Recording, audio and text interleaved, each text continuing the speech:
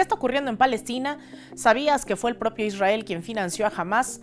¿Por qué y cómo los medios de comunicación corporativos insisten en ser cómplice de este genocidio? Y sobre todo, ¿qué podemos hacer? Contra la desinformación y la manipulación, aquí te lo contamos de raíz. La reciente incursión de las Fuerzas Armadas de Israel en la Franja de Gaza es solo el último episodio de una historia de más de 75 años de ocupación, desplazamiento, bombas, muertes, en resumen, de una segregación racista, colonialista, que fue ocurriendo a la par del silencio de la comunidad internacional y del ocultamiento de información de los grandes medios de comunicación. Para explicar cómo llegamos al punto donde a principios de octubre el Estado de Israel masacró a casi 3.000 personas en apenas 7 días, de las cuales más de 1.000 eran niños, niñas, mujeres, además de empleados de las Naciones Unidas, periodistas, doctoras y doctores, vayamos un siglo atrás. El 2 de noviembre de 1917 se firma la Declaración de Balfour, en la cual el Reino Unido, que tenía bajo su mandato a Palestina, se compromete a respaldar la creación de un hogar nacional para el pueblo judío, por lo cual empiezan a llegar cerca de 100.000 inmigrantes judíos en aquellos años.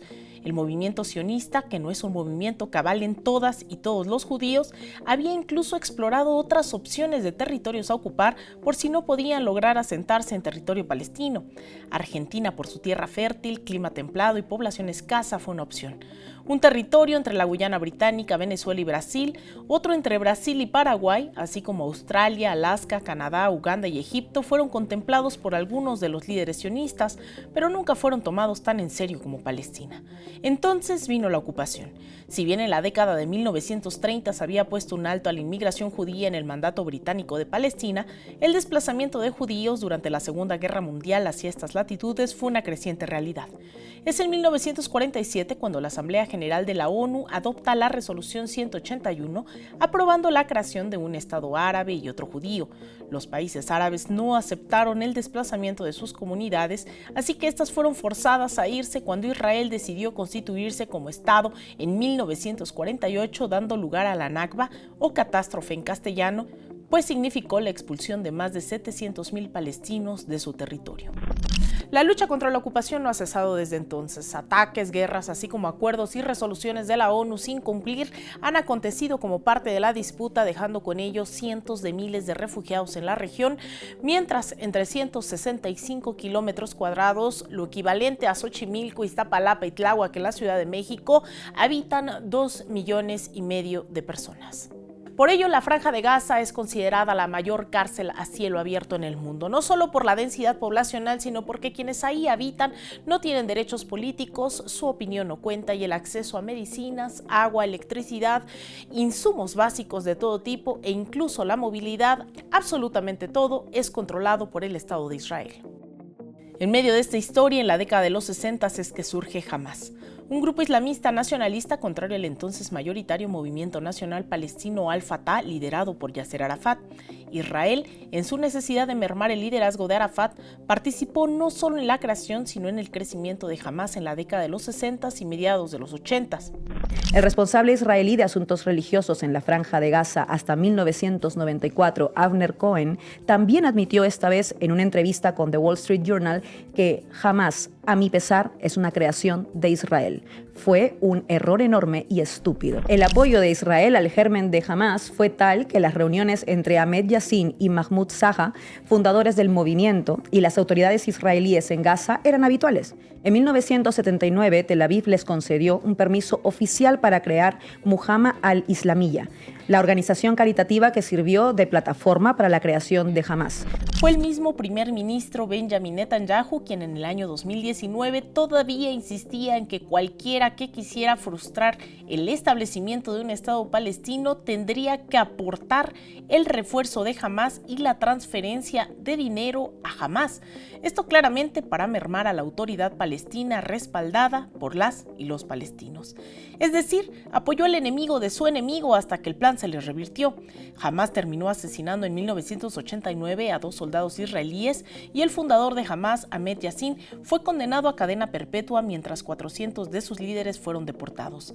Aún sin liderazgos, Hamás cobró fuerza, llegando a radicalizarse y atacar con bombas objetivos militares y civiles israelíes, razón por la cual Estados Unidos y la Unión Europea deciden nombrar a su creación como organización terrorista.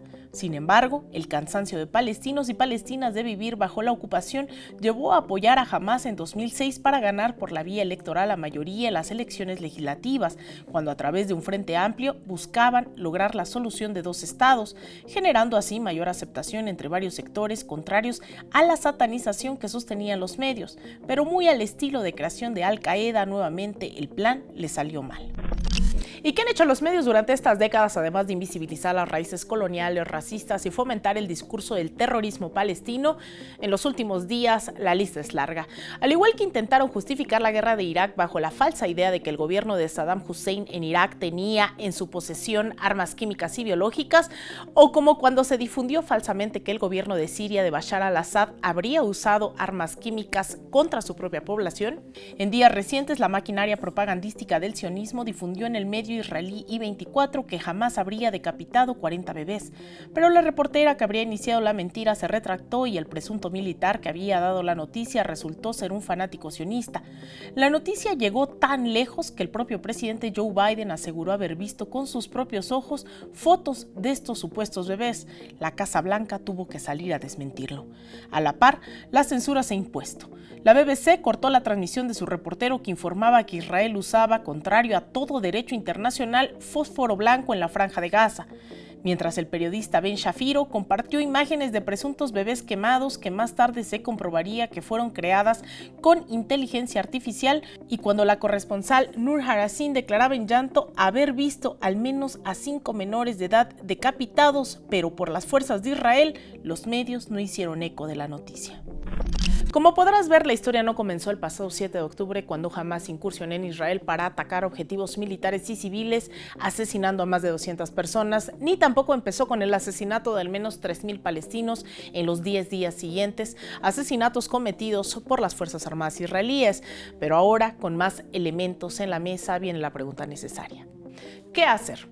Además de presionar a nuestras y nuestros legisladores, cancilleres, mandatarios y, claro está, salir a las calles, existe el movimiento BDS, Boycott, Divestment and Sanctions, es decir, un llamado al boicot, a la no inversión y a las sanciones contra las empresas que se benefician de la ocupación de territorios palestinos, como por ejemplo la cementera mexicana Cemex, contra la cual existe actualmente una campaña en su contra por ser cómplice de la ocupación, la marca de ropa Puma, que tiene operaciones en los asentamientos ilegales, así como la marca HP, que proporciona hardware informático al ejército israelí y mantiene centros de datos a través de sus servidores mismos que otorgan a la policía israelí. Como estas, son cientos, tal vez miles de empresas que se benefician de esta ocupación. Y recuerda, informarnos de raíz, organizarnos, movilizarnos y construir otro mundo es posible. Contra el fascismo, alcemos la voz.